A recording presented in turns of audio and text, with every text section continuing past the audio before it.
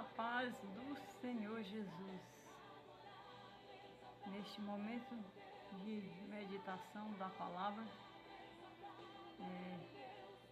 que a paz do Senhor esteja em nossa vida pelo Espírito Santo.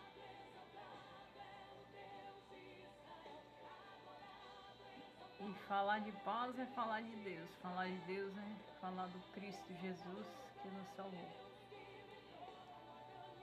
E a palavra que me é dada como reflexão para trazer à memória esse instante, a meditação, é a defesa da igreja. A defesa da igreja que Jesus Cristo fundou em seu corpo. Mundialmente, o corpo de Cristo está estendido sobre a igreja. E nele está formado a igreja de Jesus Cristo, da qual Deus tratou um povo, um tempo e períodos de domínio para trazê-lo em guerra e determinação de vencer e nos dá o privilégio de hoje nos abrigarmos e congregarmos no seu corpo. E a meditação que me veio e ardeu dentro do meu coração foi a defesa da igreja. O que é a defesa da igreja? A defesa da igreja, ela tem um princípio. O princípio dela é Cristo Jesus e os 12 discípulos eleitos. E Deus me deu essa palavra que ferveu no meu coração a sua estadia na terra por 3 anos no ministério com 12 discípulos escolhidos. E ele me falou assim em Mateus 16, e o verso 16 diz assim: E Simão Pedro respondendo disse: Tu és o Cristo, Filho de Deus. E ele perguntava: O que em vós dizeis que eu sou? E eles disseram: uns João Batista, João o Batista, outros Elias e outros Jeremias ou um dos profetas. Então disse-lhe: E vós, quem dizeis que eu sou? Simão Pedro respondendo disse: Tu és o Cristo, o Filho do Deus vivo. Jesus respondendo disse-lhe: Bem-aventurado és tu, Simão Bar-Jonas, porque tu revelou a carne e o sangue. Não te revelou a carne e o sangue, mas meu Pai que está nos céus. Pois eu te digo que tu és Pedro, e sobre esta pedra edificarei a minha igreja, e as portas do inferno não prevalecerão contra ela. E eu te darei as chaves do reino dos céus, e tudo que ligares na terra será ligado nos céus, e tudo que desligares na terra será desligado nos céus. Então mandou aos seus discípulos que a ninguém dissesse que ele era Jesus, o Cristo. Então, aquele momento e aquele ministério de 3 anos, ele estava dentro de um povo, de uma lei que estava aguardando um redentor, um rei. Então, alguns diziam que ele era Elias, outros diziam que era Jeremias, que havia ressuscitado, outros diziam que era João o Batista. E a experiência e os milagres tomando proporção, e a presença dele tomando proporção diferenciada de mais do que tudo isso, mais do que um profeta. Então Pedro, que já estava convivendo, disse: Tu és o Cristo, o Filho do Deus vivo. Então Pedro viu e sentia que tudo estava reunido nele. O ministério do profeta Elias, o ministério do profeta Jeremias, o profeta, e João o Batista, que tinha vindo pregando no deserto. Então ele disse: Bem reconheces tu, Pedro, tu és Pedro, tu és Pedro, pois eu te digo que tu és Pedro, e sobre esta pedra edificarei a minha igreja, e as portas do inferno não prevalecerão sobre ela. As portas do inferno não prevalecer sobre a igreja é como trazer um freio, um breque, aquele freio que breca. Esse é o corpo de Cristo na terra hoje, fazendo a diferença para a salvação e para a defesa do reino dos céus. Então ele era o freio. Quando ele disse as portas do inferno não prevalecerão, então não ia prevalecer. Então a guerra, o derramamento de sangue ia cessar e todos os seus conflitos que se gerenciavam sobre a humanidade ia parar ali, por conta que ele era o Filho de Deus. Tu és o Cristo, o Filho de Deus. E esse reconhecimento consolidou a igreja que estava nele.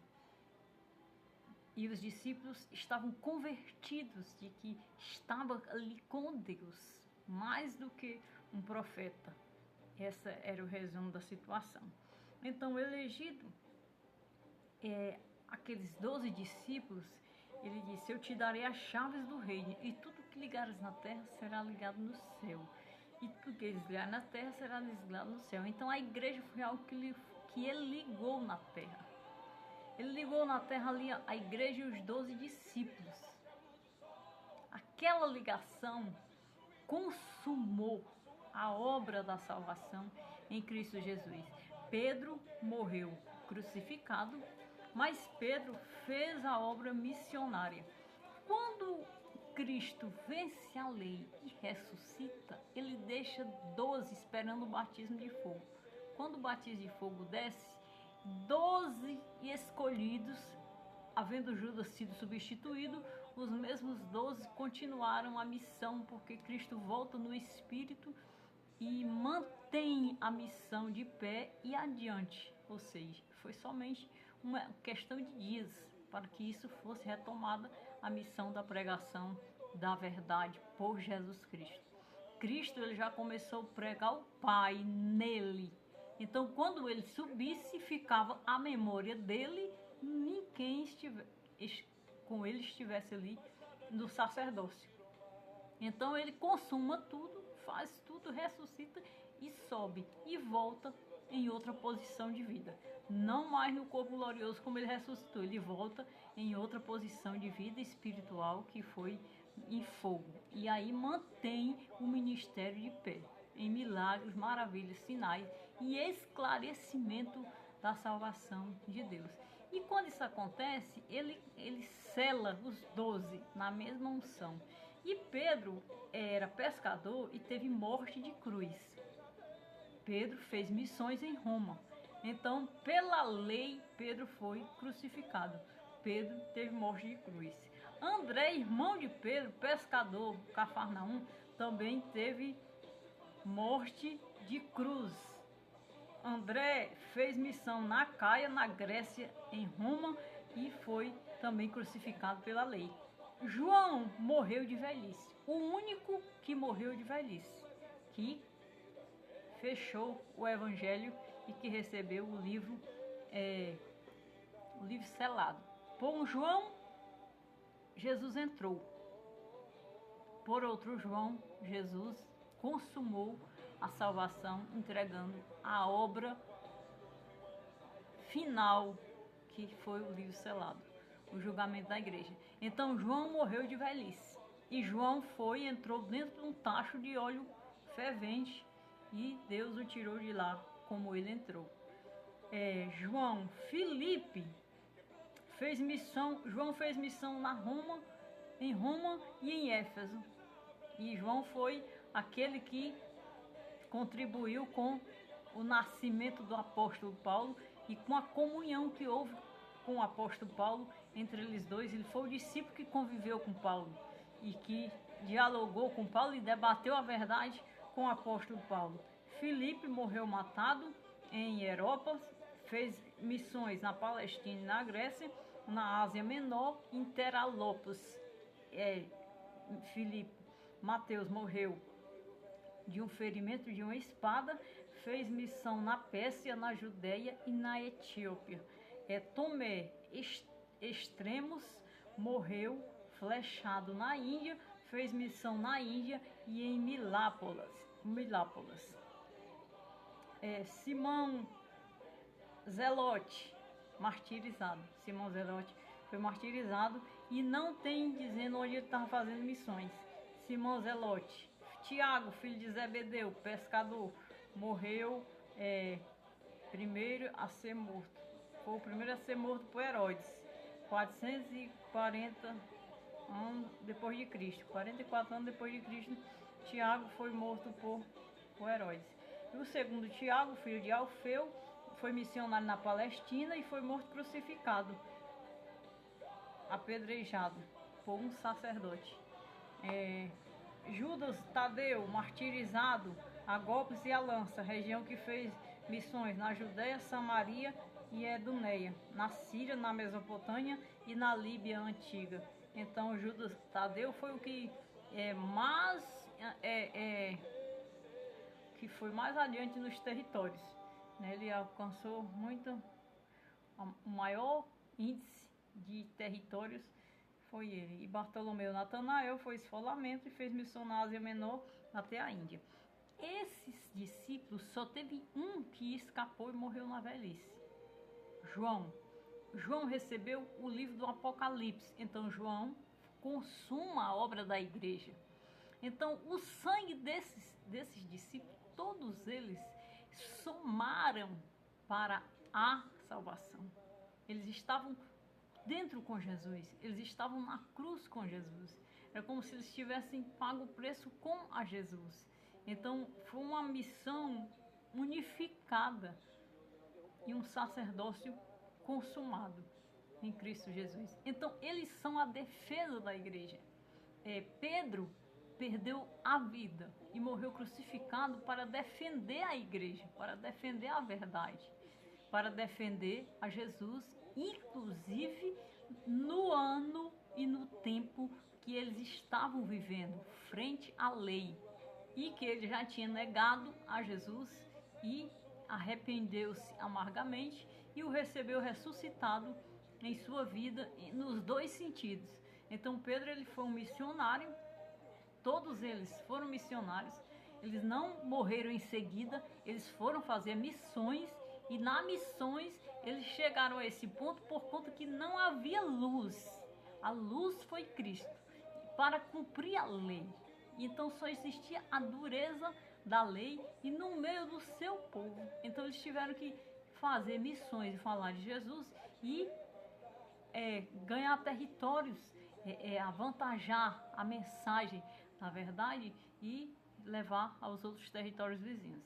Então, por essa razão, o impacto foi tão grande na vida deles, né? Em torno de 10, 20, 30 anos, até 50 anos, eles passaram por todo esse processo de consumação da igreja. E João foi o que não saiu de Roma e não saiu de Éfeso, da região de Roma e da Judéia. Então, João teve contato com o apóstolo Paulo e quando Estevão é martirizado em Jerusalém, Deus salva Paulo. Quando Deus salva o apóstolo Paulo, aí a situação é movida e a situação volta a favor de Deus e contra Paulo. Quando quando a potestade vê Paulo salvo,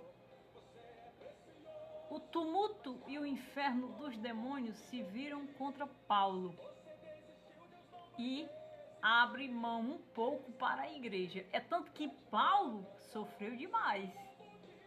Paulo foi um mártir, mas ele fundou as igrejas, porque as regiões que os discípulos estavam tomando com a verdade,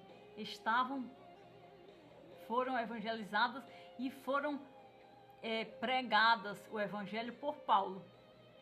Paulo fez missão em todas essas regiões. Então foi uma coisa que quando Estevão é martirizado e morto, e Paulo está no meio daquela multidão e é um doutor da lei, Deus salva Paulo repentinamente, o mata e o ressuscita para Deus.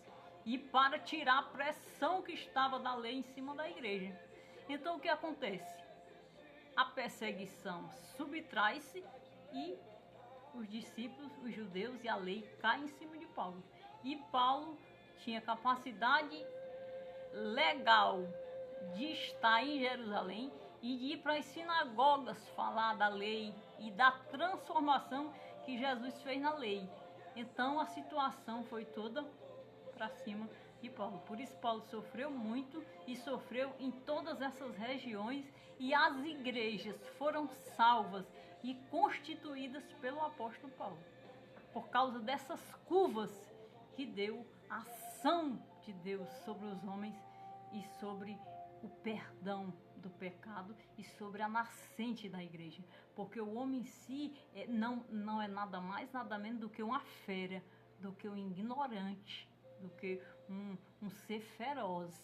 Então, para tirar essa ferocidade, que eram uns matando os outros friamente, sem poder ter um temor, porque Deus vinha apenas em uma nação, para tirar essa ferocidade, que trouxe o Cordeiro, primeiro mártir, e os 12 outros discípulos foram todos mortos, foi necessário Deus vir e trazer a sua presença, e foi necessário agir nessa ação, ter essa estratégia de ação.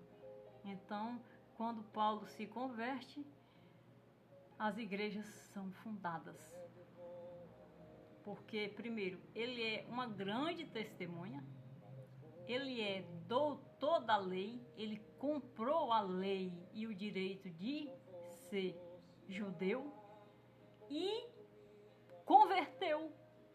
Deus falou com ele no caminho de Damasco, feriu e curou, matou e ressuscitou, levou o céu, arrebatou e devolveu de volta. Então tudo aconteceu muito rápido. E quando ele chega para a sinagoga para pregar, é o maior desafio que o inferno já teve na terra e na composição da igreja, na defesa da igreja. Foi o maior discípulo, o maior pastor. Então aquilo veio como uma bomba, né? Uma bomba para o inferno. Então Paulo contendeu com todos e venceu a todos, porque ele tinha capacidade em Deus, que tinha o feito nascer, e legalmente na lei ele detonou a lei, e a lei, casando-a com o sacrifício de Cristo, a lei ficava cumprida e a adoração era por Cristo Jesus, na qual a lei o havia trazido, na qual a lei havia existido por ele. Então, em Paulo, a perseguição começou para Paulo. Ela foi tirada da igreja e jogada em cima do apóstolo. Então ele fundou todas as igrejas, e o pastor de todas as igrejas é o apóstolo Paulo. Os discípulos têm as participações, 1 Pedro, 2 Pedro, 1 João, 2 João, 3 João. Então tem as participações nas cartas, mas o apóstolo Paulo foi o grande mártir. Ele foi a grande partida da edificação da igreja. Foi ele que desandou e tirou a igreja de dentro de Jerusalém e de dentro da lei, e abriu no Calvário e no véu partido o rio da graça. Tudo que Paulo fez edificou com perfeição a igreja de Jesus Cristo e o oceano da graça. Então a graça foi aberta pelo ministério do apóstolo Paulo. Então tudo por onde ele passou, todos eles já tinham visto falar de Jesus por algum dos discípulos, e algumas regiões talvez até tivessem sido lá que tivessem matado ou crucificado um discípulo. Tem uma cidade que ele entrou, está escrito no livro de Atos, e ele apanhou. Ele só teve uma testemunha, e eles eram ferozes, e eles apanharam, deram muito nele, jogaram ele fora da cidade, e ele não morreu porque ele estava cheio do Espírito Santo, mas mataram ele de peia, segundo a leitura de Atos, e ele estava lá intacto. O seu companheiro que andava com ele o tomou e o ajudou a levantar e a entrar de volta na cidade e a mudar de lugar para missões. Então, a defesa da igreja é o grande sinal com que ela está fundada sobre a terra. E o domínio de Deus está sobre a igreja. E nós podemos ver a ação dele nessa natureza, se nós olharmos de bem distante. Se nós olharmos de uma visão de um todo. A igreja vem sendo edificada e vem sendo trazida por Cristo Jesus. Então, confundir Jesus com o profeta, confundir Jesus com Elias, com Jeremias, não vai mudar o foco da ação de Deus sobre a história de Jesus e a salvação da igreja. Porque as defesas da igreja que já estão consumadas e salvas por Cristo testemunharão de uma só palavra, de um mesmo evangelho, de uma mesma comunhão que vem pelos discípulos, que vem pelo partir do pão, que vem pela comunhão com os apóstolos de Deus. Então, quando nós estamos em comunhão, nós evidenciamos a igreja formada. Se aqui na terra o corpo de Cristo está formado na igreja, essa grei une-se ao céu, porque é um só reino. Então, o reino que está subindo e o reino que subiu a se consolidar no céu, ele também desceu para dar continuidade a todos nós aqui. Como por João foi ungido um profeta de ventre para pregar no deserto e para batizar o próprio Cristo, também foi ungido um João até a velhice para trazer a revelação do Apocalipse, do último livro que fecha a palavra de Deus, para consumar a verdade de Deus e tudo que sucederá segundo a direção de Deus. A verdade é que uma vida breve de 70, 80, 90 ou 100 anos não define o que Deus faz como ser eterno, porque o eterno está no lugar de eternidade. Ele não descansa e nem dorme. Ele está numa posição eterna. E diferente do que está dentro do tempo, onde as coisas são tudo limitadas, são tudo concordadas, corridas em horas, corridas em tempos. A vida passa no tempo, as nossas forças, as nossas possibilidades, as nossas impossibilidades, as nossas dificuldades, tudo passa no tempo. Então, não é o tempo que constrói o que Deus determina.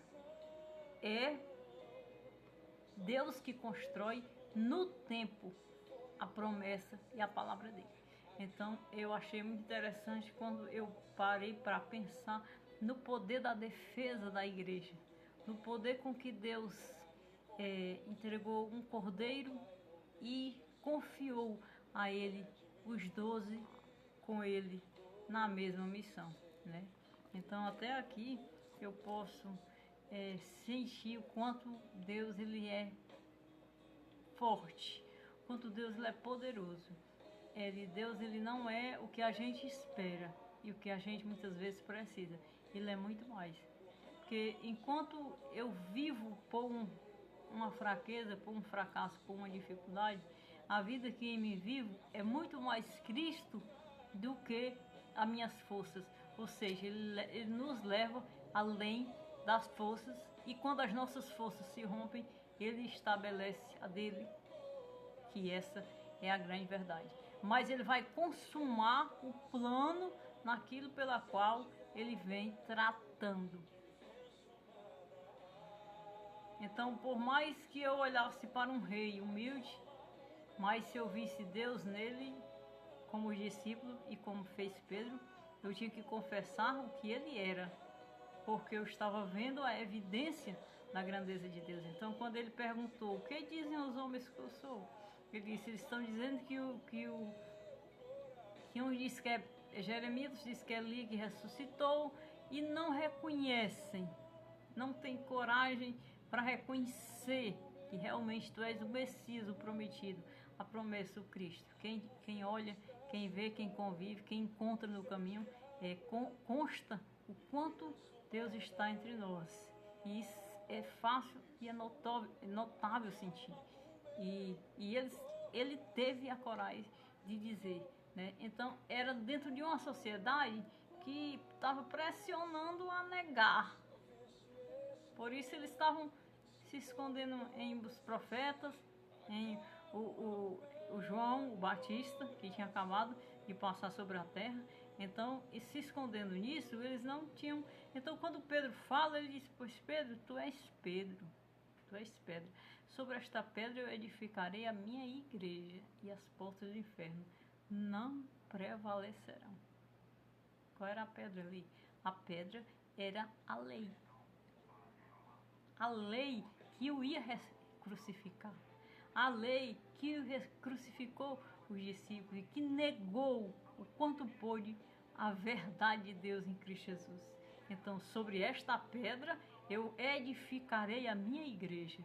E edificou, e a pedra jorrou água. A rocha jorrou água, e a humanidade, os homens estão bebendo até hoje e vão beber até a vinda de Jesus, porque o reino está determinado, o reino já está exposto, o reino já vem na continuidade de toda a ação. Tudo que a igreja fez e que tudo que Deus fez através da igreja é para que a igreja ela seja cada vez mais prioridade e vista como a verdade e como a noiva do Cordeiro, pois o Cordeiro está no trono e o Cordeiro cumpriu todo o seu sacerdócio, e todo aquele que ele chamou para sentar com ele na mesa cumpriu junto com ele todo o seu sacerdócio e ganharam o nome nos alicerces. É tanto que o nome dos discípulos é os alicerces da cidade, ou seja, alicerce é o que segura, e as portas, que são as 12 tribos, é o que identifica, é só o endereço. Então, isso é a verdade de Deus. E João foi até a velhice porque viu, teve a revelação toda do final de todas as coisas, e fechou em João, não o Batista, mas o apóstolo, o fim e o arrebatamento do juízo final. Porque tudo se encerrará em espírito, e em espírito de Deus, em nova composição, que é para onde estamos indo. Amém.